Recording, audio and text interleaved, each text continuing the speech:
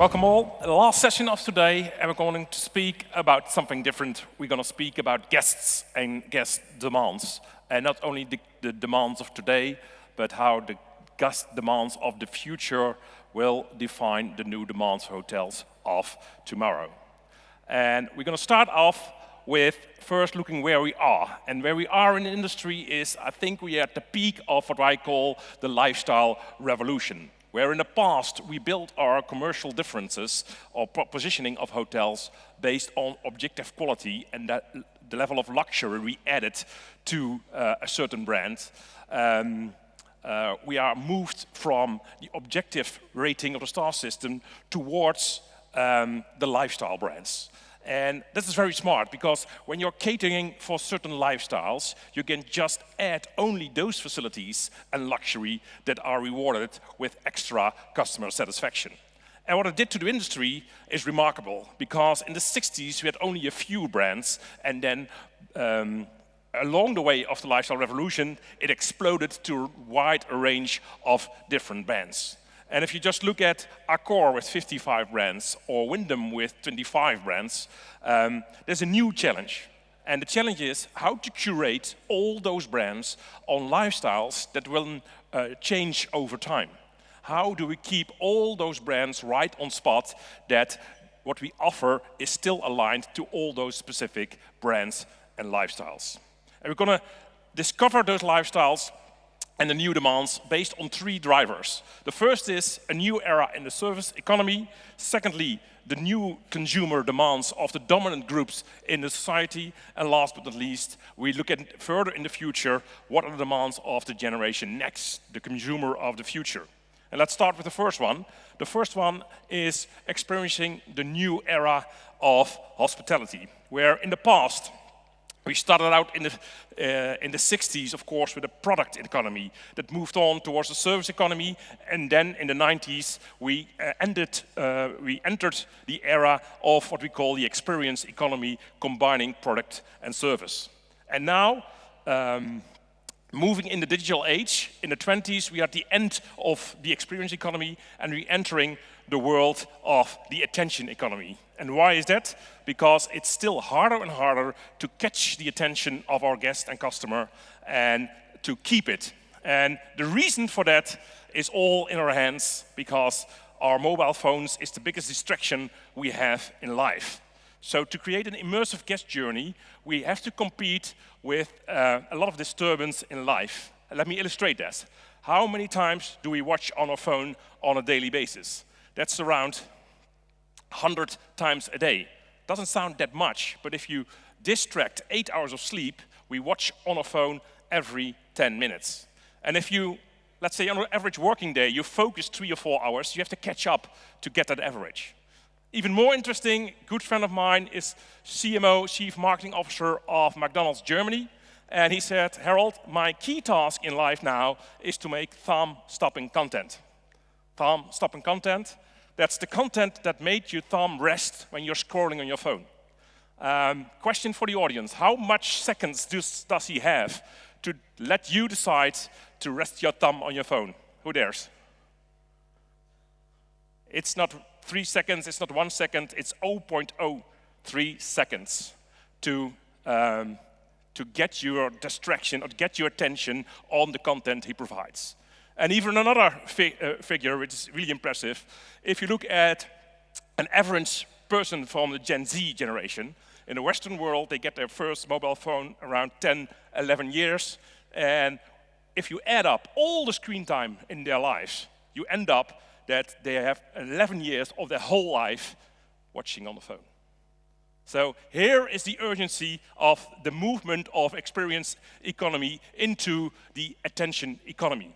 And what we have to do as an industry is to get the attention, and not only the attention, but the undivided attention of our guests to make the difference. And how do we do that? And then we go focusing to the second segment, and that's a segment of the new consumer demands. And when you want to understand your consumer, a nice mirror to watch through is through the eyes of the different generations. Every society in the world, in every country, is built up of different generations. And the interesting part was mentioned today a few times already. the biggest segment, and that's really unique, the biggest young population in the world is living this moment in India. So we're looking through the mirror of the generations and what are the dominant ones that define the consumer behavior, which is important for us. Every society has generations, but the society has different demographics. And what we're going to do today is we're going to look at the European Anglo-American society and compare it to the Indian society. What are the similarities and what are the differences between those? And if we look at a typical graph of the European Union of the demographic pyramid, you see instantly it's not a pyramid anymore. The biggest cohort is in the elderly ages, so it's this typical graph of an aging society where the whole of society is getting older and older. And if you compare it to the Indian society, that's a typical demographical pyramid of a very young population. And that redefines how consumers are looking at how generations are growing up and how they define their demands for the future. So we're going to switch today between the Anglo-American European world and the Indian world. And what are those dominant groups? If we look at the dominant groups in society for the coming 10 years, it will be the combination of the millennials and Gen Z. In Europe, it's already 44% of society. In India, it's even higher. They're already 50%, and towards 2030, they're going to explode further, the majority in Europe, and even 61% in India. So the combination of these two groups will define the success of fulfilling your demands. And to understand the generations better and the consumer demands, we first dive in the key differences between the generations. And if you want to understand generations, there are three drivers. The first one is in the economy where they grew up with. Is it a booming economy or a recession? And the second driver is the technology. Technology defines how a generation communicates, how they get their services, how they get their information, how they express themselves. And the last one, it's always a hard one, but every generation is always reacting on the generation before, of course. But let's take a look at the millennials, Gen Y. And when we look at the technology perspective, it's the first native generation who grew up with the internet. And it defines how they want to get their services, how they get their information. They get their information first online, they get their services first online, they order their products first online. So that's really what's driving their perception of what good services is. And secondly, they grew up in economic prosperous times, and it was the first generation who didn't think in or this or that. It was the first and generation. And I want a good job, and I want a good salary, and I want to work for a company that's very good for society and sustainable goals, and I want to have a company car. Not later, I all want to have right now at this moment.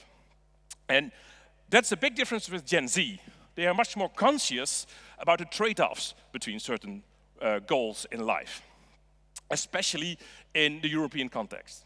If we take a look at Gen Z, what do we see there is, that's very interesting, if you look at the economy. They are cultural, very independent, but economically very dependent. What does that mean? This is the first generation who grew up natively with social media. And what do social media do? Social media, especially in the early days, they were building micro-communities of like-minded people. You could get very early in life in touch with your cultural heritage, your hobbies, your gender, all your preferences you got in life. So your awareness of your identity is formed much earlier in life, and you're much more proud of your identity than the generations before. That led to a cultural independent generation, and that's really specific for the Anglo-European society. They are growing up in economical good times, but due to the cost of living and the cost of housing, it will be the first generation that will have it less than their parents. That's the first generation after the Second World War who will have it less on a financial basis. And that changes the contract with society, and that's very important. In the past, the contract with society was you study very hard, you work very hard, you get rewarded by the financial independence to buy a house and take care of your family. And now you can study very hard, you can work very hard, and your partner as well, and still not have enough money to buy a house in the city where you want to live. So that changes their goals in life and the perception of the future. So they see the future as very uncertain from an economic perspective and an ecological perspective. And that changes their life goals as well. If you're now combining Gen Y and Gen Z, the millennials and Gen Z, we're looking at the convenience generation. And what defines the convenience generation if you look at those drivers? First of all, an uncertain future makes that tomorrow is now. No long-term future, but having a good time right now and taking care right now. They're much more activistic. They're less stimulated by economic goals, but they take into account society and sustainability. So doing the right thing in life and by choosing a company and a job is very important as well. And then a big differentiator, the and versus the less is more. What we see here is a battle between, on one side, ideals, and the other side, consumerism. Yes, we want to do it good for society, but this generation has grown up that everything was there, and they are uncertain if it will be there for them and for the children. So, if you want to service this generation, your service DNA has to be built up with what I called the CHIPS model: convenience, health, indulgence, price, and sustainability. Let's run them through. First of all, convenience. And convenience is really a boundary condition to qualify yourself to deliver services. It has to be seamless, it has to be delivered on the doorsteps, it has to have easy to get. And the best illustration I can get for that is the amount of time and money this generation spends in restaurants or ordering food inside your house. The boomer generation in Europe spent only around 500 euros per year on going to restaurants and getting food delivered. And if you look at Gen Z, it's 5 times more. More than 2,200 euros per year is what they do. And the Indian figure is even more impressive because 48% of all spendings in restaurants and food orderings is already from Gen Z. So almost half of what's spent in the country. Moving from convenience to health, and that's very interesting because in the past, health was more like a social activity, to get together with your friends and to do some sports. And now it has become a very individual lifestyle in getting the good foods, getting the sports, and show it to the world. It's part of doing the right thing for you and your body. If you have taken care of your body, it's not just doing the right thing. We saw the battle between consumerism and doing the good thing. So the next thing is indulgence. It's very important that in every concept, even in the budget concepts, we build in the indulgence to give yourself a good time as well. If you did the good things for society or sustainability, reward yourself is a crucial element in every service model. And then going over to price. And it's very interesting as well, because in the past, price was very linear. It was bound into your social class. When you didn't have that much money, you went to a discount supermarket, you went to a cheaper restaurant, and you stayed on a certain price level. What we see now in the convenience generation is they select some experiences, save up for them, and spend a lot of money on one event, one conference, one sports game, one big concert or festival, and then go to saving money again. And that's interesting from a hotel perspective, because your target group can go to economy hotels for certain times to save the money to go to a very luxury hotel as one experience. And the last, sustainability. Not everybody is 100% green or sustainable, but a lot of people, the majority, is very sensible of choosing the first more sustainable option that will be offered. So when you build in your brand that you're offering one level more sustainability than your competitors, you will be the favorable choice. So let's illustrate it with an example. Festivals and the festival cultures is very big across Europe, and this is the ultimate example of the CHIPS model. First of all, the convenience. In the past, you had to you take your own tent, go to the festival, pitch your tent at very basic circumstances. Now you can book your glamping tent with your breakfast delivered on your doorsteps. Even a nicer example, ball.com is an online retailer, and they made a deal with one of the biggest festivals in Europe that all you want on the festival, your beers, your camping gear, your clothing, you can order it online and it will be packed ready for you at the beginning of the festival at the entrance. So that's the maximum convenience you can get. Then you start your day with mental health, with yoga, with some light exercises, and then it will be followed by the indulgence and the party itself. And price is not that important for the festival itself, because we have saved up for this experience and we want to do this. And the most festivals, they make the price as abstract as possible because they work with tokens anyhow. And last but not least, the festival itself can't be sustainable because it's a temporary festival based on a temporary ground, but they make the most sustainable festival possible with local food options, with selecting the garbage and reducing the meat footprint. So the service DNA of a festival, the dominant factors are convenience and indulgence. And what we have to do as a sector is to rethink all our brands, all the lifestyle brands, which of the DNA drivers are the most dominant in our brand and how do you curate it for the future.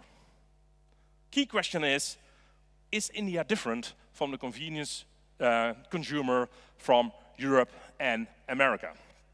And to understand that, we are looking at the key drivers of a generation again. The technology is the same, because technology has become global, so the economy is the big differentiator.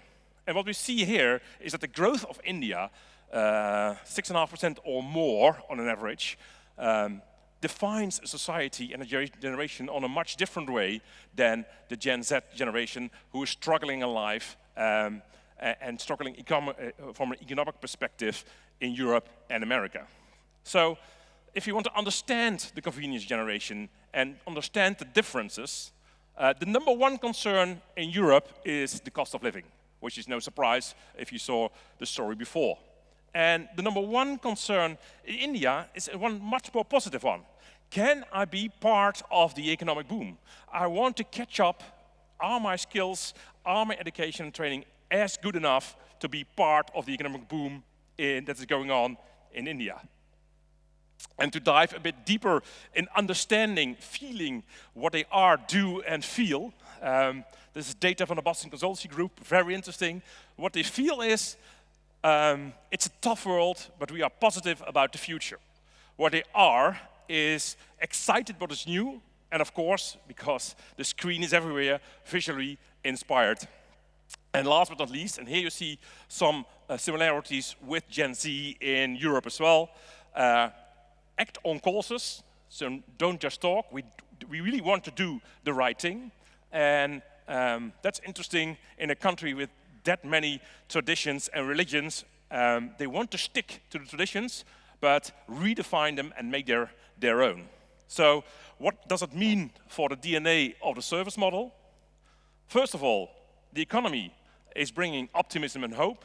And secondly, we want to make traditions mine. So embrace them, but redefine them as well in the new times. And if we then look at the CHIPS model of Europe, we want to redefine them to CRISP in India, where convenience and indulgence stay the same, and sustainability is ongoing as well, but are two new drivers: the redefinition of who we are and what we do, and progress. So the key drivers are the same, but the message and the packaging of the messages is much more of hope and being part of the big boom that is going on.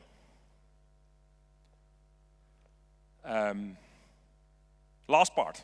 The last part is Gen Alpha, the generation next. In 2025, this is the last year of Generation Alpha, and to define this generation, that's the easiest slide I have, is 2010, the start of Gen Z, it was the year that Steve Jobs launched the iPad and that Instagram was founded.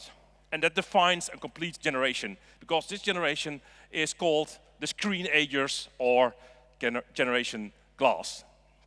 And if we look at defining technology, and now it becomes really interesting, because what this generation as a native generation experienced first, they started out with digital assistants, with the Alexas of this world, giving answers on their questions. But we are moving very fast now, because it is the first generation experienced from their birth till now with algorithm. It will be the first AI-driven generation, and what defines that, and that makes it really important, they will growing up in what we call a tailored life. A lot of choices will be filtered by them directly. When they go to Spotify, their choices are redefined by their parents and by the choices they make. So a lot of options, not relevant options, will be selected out by technology. If they go to Netflix, they will get in the algorithm what they like. And it will be on every service model in the future. So they will be kept out of all irrelevant choices. And that's, in the end, where hospitality is all about, offering relevant choices. But this will be one on speed. So living in a tailored life, and that leads to that they are much more fast decision makers than the generations before. First of all, because a lot of options are filtered out. And secondly, just look at a 10-year-old now with an iPad, looking at a YouTube movie. He decides in a split second if he want to watch the whole movie or just flip over to the next one.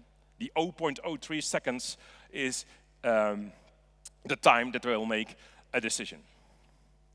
What's the impact for the industry of Generation Next? First of all, we all invest a lot in our brands on the hotel site itself. But the first entry point is digital. It is already, and it will become even more. And because it is fast decision makers, we have to be in the algorithm. We have to deliver a golden digital first impression to make the difference. And secondly, customization and personalization will become very, very big.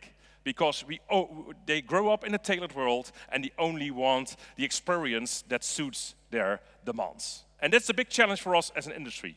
And last but not least, this generation is very good with connecting online, expressing themselves online digitally, but they are not so good in getting connected in real life. So creating good social spaces in a physical room, that's where hospitality is all about in the future as well. What will be the key takeouts for today? First of all, the rise of the attention economy. Second, align your lifestyle brands on the chips or crisp DNA. And last but not least, deliver customized experience for the future. Thank you very much.